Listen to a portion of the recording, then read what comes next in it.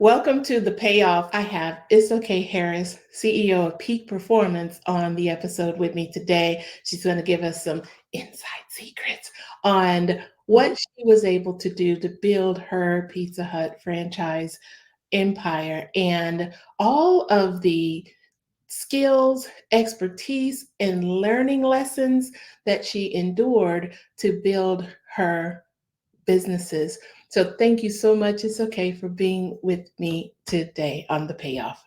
Thank you so much, Cynthia. It's an honor. It's an honor to have you.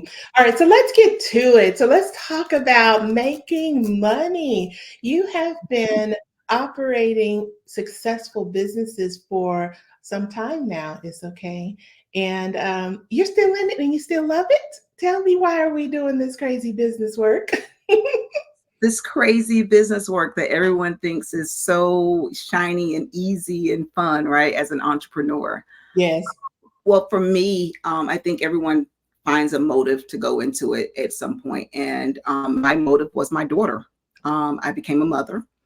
And just honestly, I knew that the marriage was not going to work. It was not going to last. And so I knew that I needed to be able to parent, as close as full time as possible.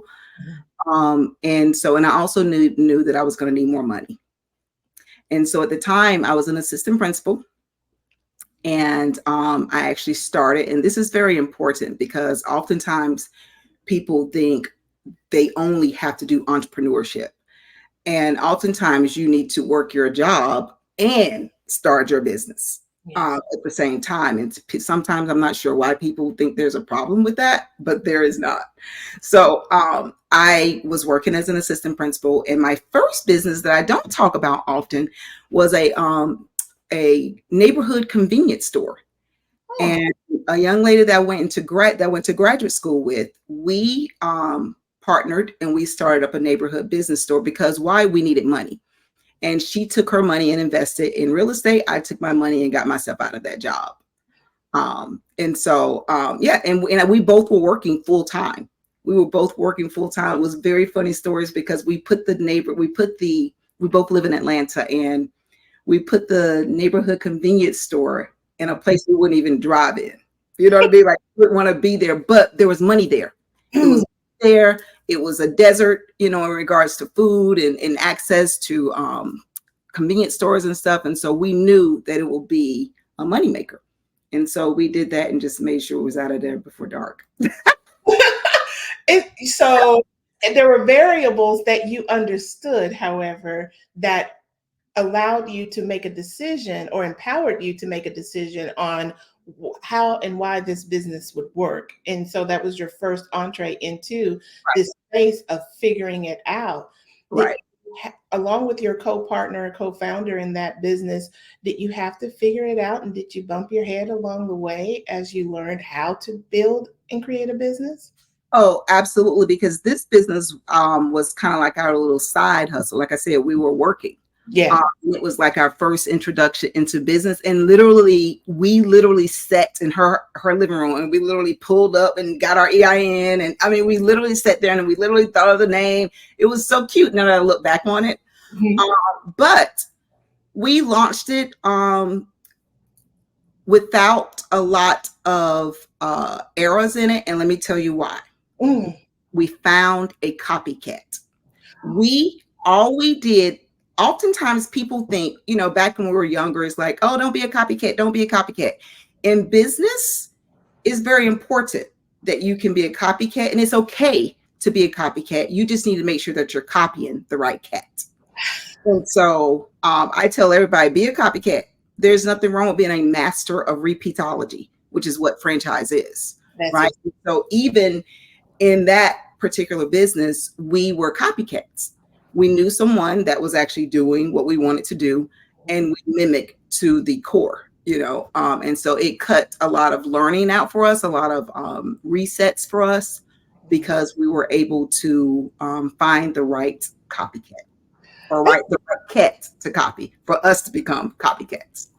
I love that, because that is really solid advice for people who they have to start from ground zero and figure it all out on their own. I can't tell tell you how many business owners I have served over 23 years who have tried to figure it out without having a toolkit to understand the fundamental technical aspects of managing an operation. And what we realize is that you don't know what you don't know.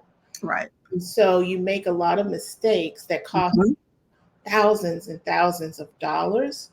You lose a lot of time. Mm. You may lose your assets. Yes. Yeah. Yes. And so even now, with my next venture, what the phase that I am in now, Cynthia, is a very important phase. It's a silent phase that people don't know that's happening. But I'm basically going around collecting my cats. I'm going around and I'm literally collecting cats. Mhm. And because I will not go into a franchise without having proper cats around me that specialize in different areas and have shown success in different areas of that particular business. And so I'm establishing those relationships, Yeah. and making it very clear to them that I want to copy you, you know? I love that. And not being afraid to say, No, it's no secret. I need you to mentor me. I need to copy you when I call you. I need an answer. I don't need to learn by making mistakes. I need to learn what you did after you made all these mistakes. You know what I mean? So I'm establishing those relationships and, making sure they like me enough to where they want to work. They will help me, and so that's a very important step when you're going into a franchise, especially. Mhm. But I think even when you're starting a startup on your own, I think it's probably even more important for you to go and find someone that you can copy. That's very true. And so knowing you like I do, because we have a little bit of work history together, I can see you going into the relationship and being very frank. Very frank. Very frank. I want to do this. You are successful at it. I would like to be successful at it also. And I want to cut my learning curves in half. Will you help me? Will you help me? Will you help me? Put that on And the t-shirt. and a key is, and what can I do to help You. you? I want to applaud that statement. That's something that I find is often missing with Mm-hmm. entrepreneurs who are, I won't use the word aggressive, I'm going to use the word determined. Mm-hmm. And they know that they need something, they know something is missing, and Right. they have this go-getter attitude that they are going to go and find it, seek it, so that they can elevate, but they sometimes forget that piece to give back and reciprocate. And that's a Yes. very valuable lesson. It seems like there are certain generations who understand that cycle and Mm. how relationships work, and then there are others who do not. So that's another gem that you're dropping, is don't forget to reciprocate. Don't forget to reciprocate. And it could be people that are busy and people that are successful. They may need money. You don't know. And if that's probably not something that you have to give, being a aspiring, franchisee. Mhm. But time, going in and saying, hey, I want to volunteer as your employee, as your worker, or as your employee, as one of your team members. Mhm. Because you're learning, but yet you're getting free labor from me. Mhm. And so being able to do that, so giving time, giving money, or Yeah. giving some type of resource that they do not have, giving access to something, you need to exchange. Mhm. It's a quid pro quo when someone is assisting you, and that's just the courtesy of business to me. I agree with you on that. And so let's talk about how you took that learning experience with the convenience store, and then you, I'm assuming, leveraged it and used what you've learned to venture into a new space, and that is investing in franchises. Yes. Yes. So my first franchise was a Kumon after school learning center. I'm familiar. It was a great transition for me because I was an assistant principal. I was an educator. I used to be a high school science teacher. Mhm. I went into administration, and then I had my daughter, and I was going to climb that, that education route, the superintendent, and all that, and it was like, wait, I'm a mom. I got a different vision now. So Kumon, which is still in the education field, was my first franchise. Got it. And it focused on maximizing children's math and reading potential, maximize them. And so I loved doing that. That was a very much so a passion. So sometimes you do franchises. This is very important. Sometimes you do business for passion, and sometimes you do business. Well, always you do business for profits. It's a luxury if you're able to have a passion to it. And so that was a luxury that I, had with Kumon. I was able to make profits and actually share my passion. You dropped another gem for us. It's okay. It's okay to start a business for passion, but we also have to be focused on profits. Right. Absolutely. Absolutely. I tell oftentimes my business mentees and scholars that when I see that a business is closed to African Americans or Blacks or a specific race, I think that's great until it starts interfering with your profits. Yeah. And it's like you focus on that genre, you focus on that specific variable for passion, but you probably need to expand for profits. And so you have to determine when that takes place. And so then I took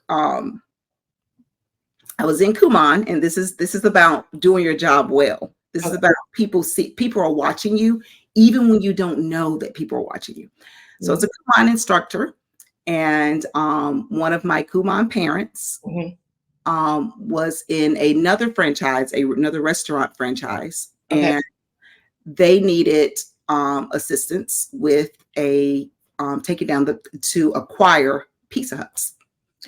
And so, and we have different skills. We bring different skills to the table. And so if you're doing a franchise, you're going to meet with the owner of those, of the brand. They have to approve you. They have to approve your knowledge. They have to approve your business skill. They have to approve you financially. They have to approve you. And so there are pieces they're looking for. And they want to make sure that if you don't have those pieces, that you have a team that has those pieces. And so we complemented each other so well in regards to making the complete team to where any franchise would see it as like a powerhouse. Got it. So yes. So we went into the Pizza Huts and we were able to purchase a market. I think it was like 23 Pizza Huts in the beginning.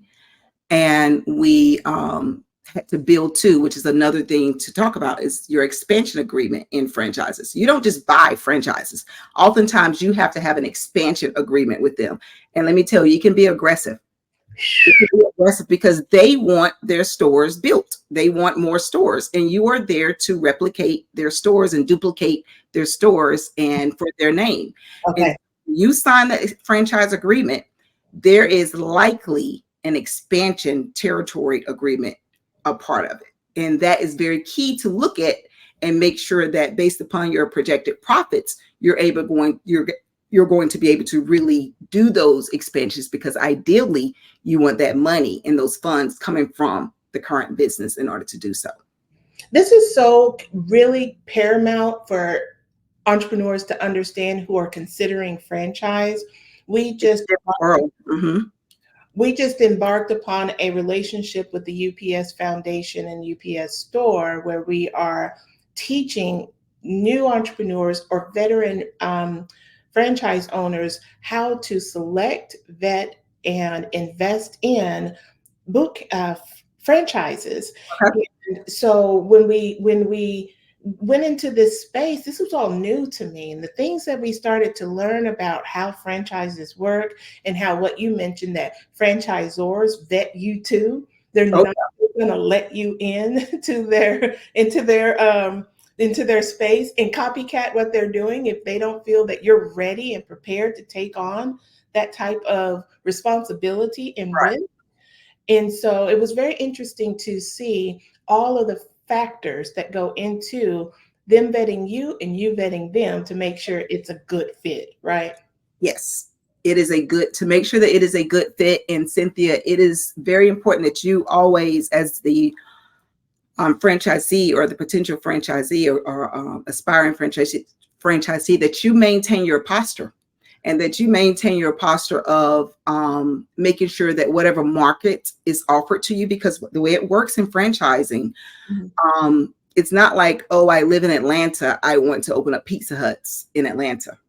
It's not like that. It's about whatever market is available, whether it was a current sale or a current acquisition that the brand acquired back from a franchisee, or whether or not it's just some company stores that they are ready to sell.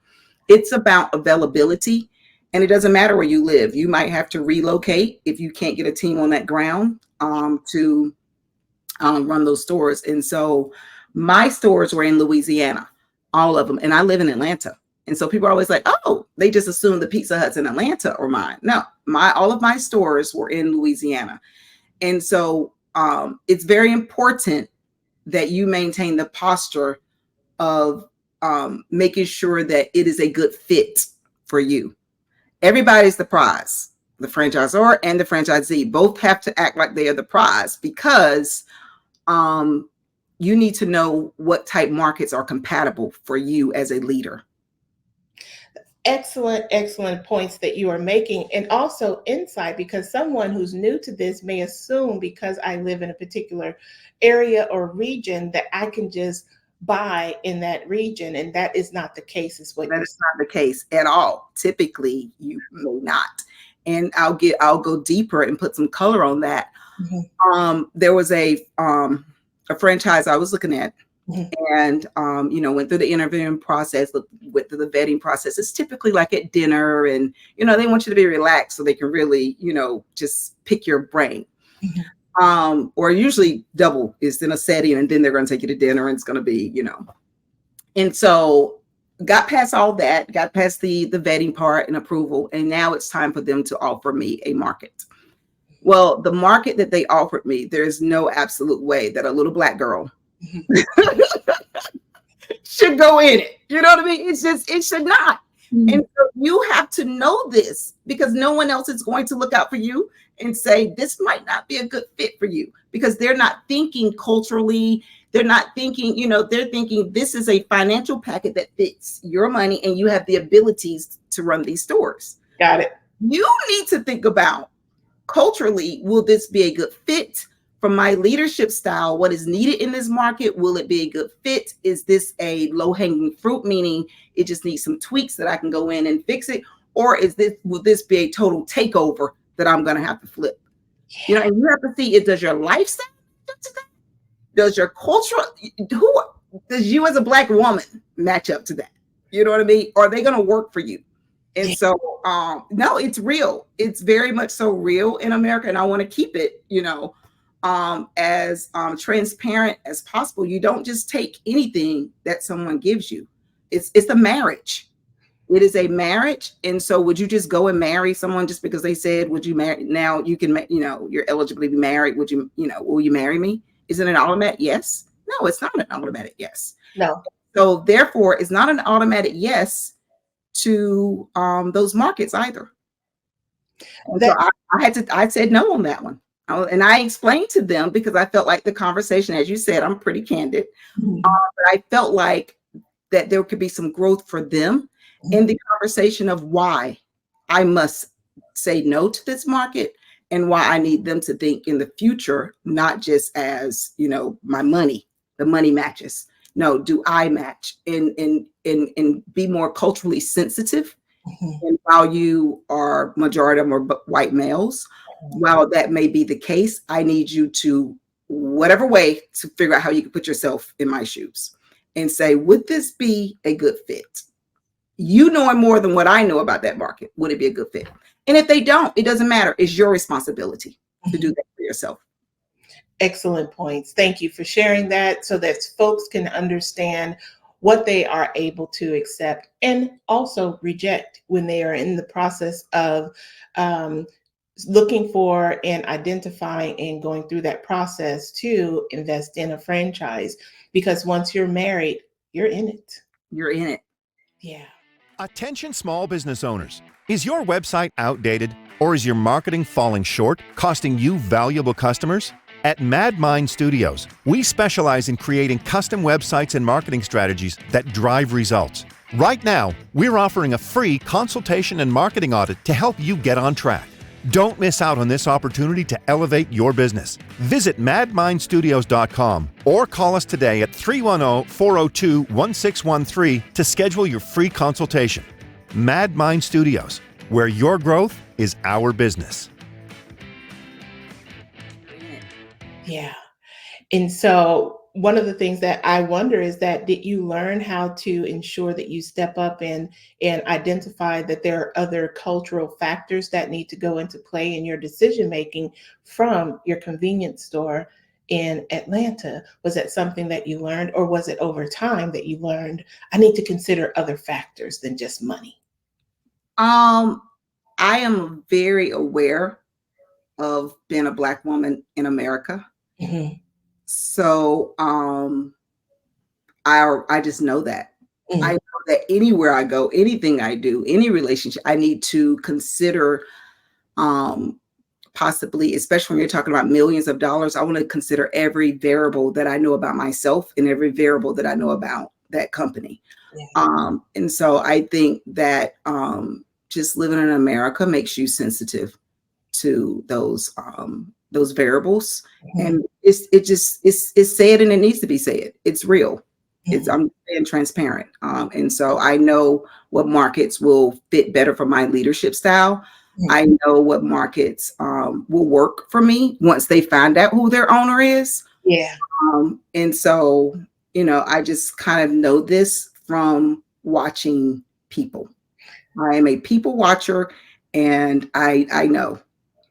I love to hear this. And so I hope that this is valuable for folks who are watching and listening. So let's talk about the expansion plan. And then 23, if I understood correctly, Pizza Huts. Like, to me, I had 3 restaurants, and I had a food truck, and I had a catering company, and I couldn't sleep at night. That was enough for me. 23? Yeah. So it started with 23, and then we built 2. And then we went back and purchased the 17. Now, when you're talking about expansion, sometimes it can be required. So that's just an expansion agreement. And that's just mandated. And you need to find the money. When they say their stores need to be built on this date and by this date and by this date, it's pretty non-negotiable. They want those stores built, and so they don't care. You should not have been taking as much money as you've been taking out of that business. You should have been mindful of what's going to be needed down the road, and so you have to plan for that or go find the money. Mm-hmm. You know what I mean? And so we built 2, and then the other. So that's a required expansion. Okay.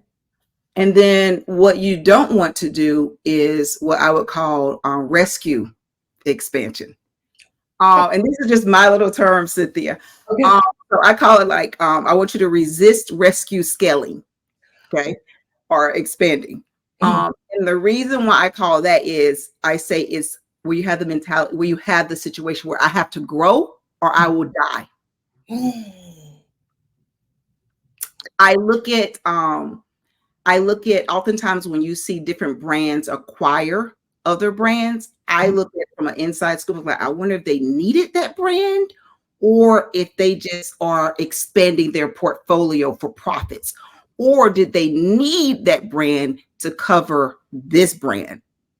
And so in my situation, my first purchase needed a big brother. They needed a big sister. They needed a big sibling to come in and, guide them, and where they could, the new market could be the primary. Mm-hmm. And that came from observing a market, and thinking or making adjustments or making considerations that there's low-hanging fruit, and that fruit is a little bit higher than what you thought it was going to be. Yeah. Meaning acquiring a market that needed some work, and you thought it was not going to be as much work because you can see the plan, you can see the errors, you can see the mistakes. And so, okay, I can go in and fix that. You go in and it's not fixing as easily as you thought it was going to be fixing. Got it. and therefore now it is affecting your profits. Yes. And so we need a big sibling to come in and help out this market until we can get this market under control. That's excellent advice, because I was talking to a franchise owner who owns multiple franchise units, and her strategy is buy low and fix those markets and then be able to generate profit off of the loss that the former owners were experiencing. But that's only because she now has the recipe for success. So Exactly. the people in place, she has the systems in place, she has her data, she has her research, she knows what she's doing, and she's able to bring that machine to the table to pick those units up and get them where they need to be. And that's her strategy. Yes. So scaling needs to happen before you need it, basically.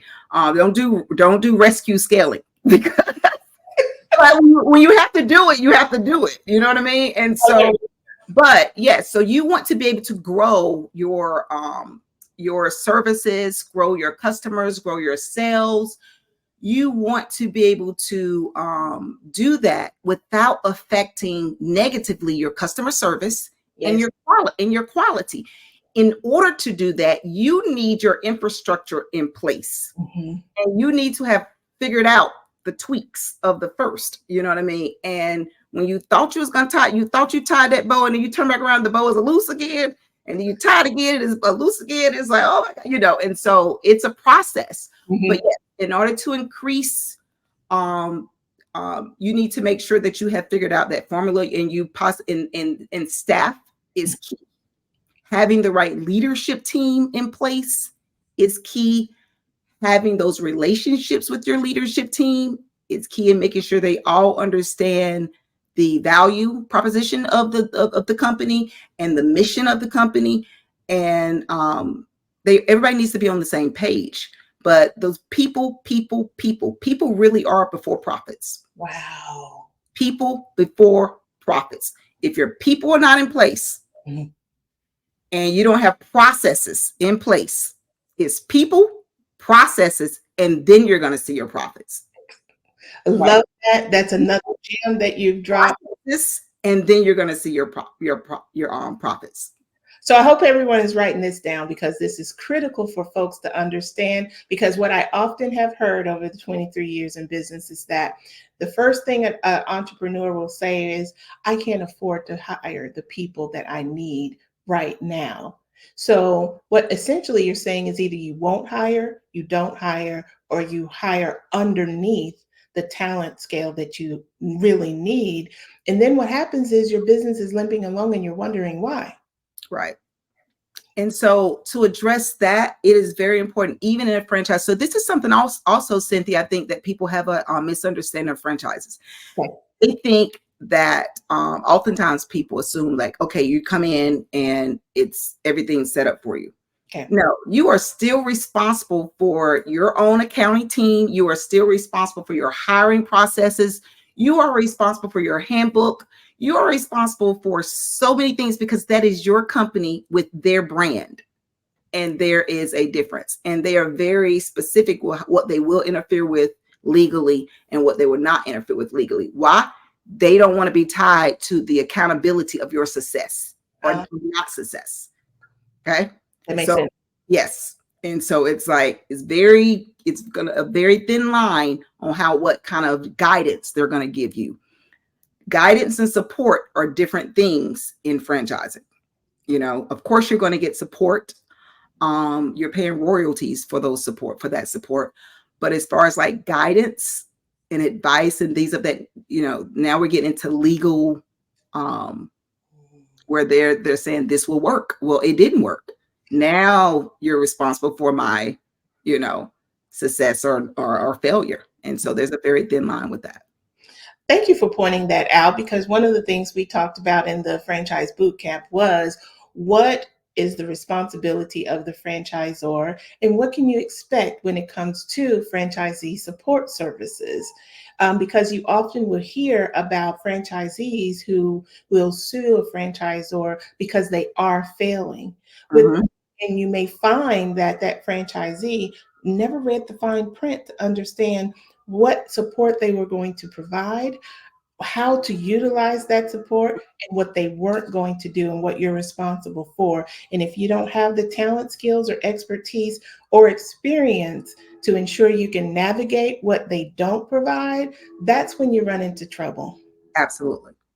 Absolutely, because you need to understand that that's not their business, it is your business. And so they basically partnered with you because they didn't want to do it. You know what I mean? They partnered with you to actually take care of that brand and those selective stores for them. Mhm. And so, yes, read the fine print. Make sure you understand what comes with your royalties, what comes and what other fees, additional fees. Oftentimes there's an additional fees. And so your royalties might be 1%. And then there's additional fees that come down the pipe that you need to understand are still your responsibility. And so technically, when you start adding that up, your royalty fees might be higher than the advertised fee.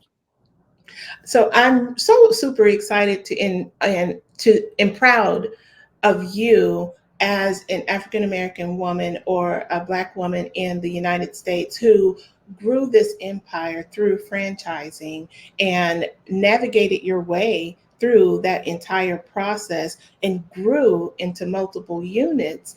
But you don't see a lot of us in the franchise industry at all. And sometimes the first thing that we think is it's because of capital. I sometimes disagree with that. I think there may be other factors that prevent us from copycatting and using the playbook that franchises offer to potential owners. Right. Yes, I think now I don't want to get fact checked, but I think that at the time, because my business partner was also, she's also was a African American female. And so at the time, we were definitely the largest franchisee in Louisiana. And I think we were the only Black females in Pizza Hut.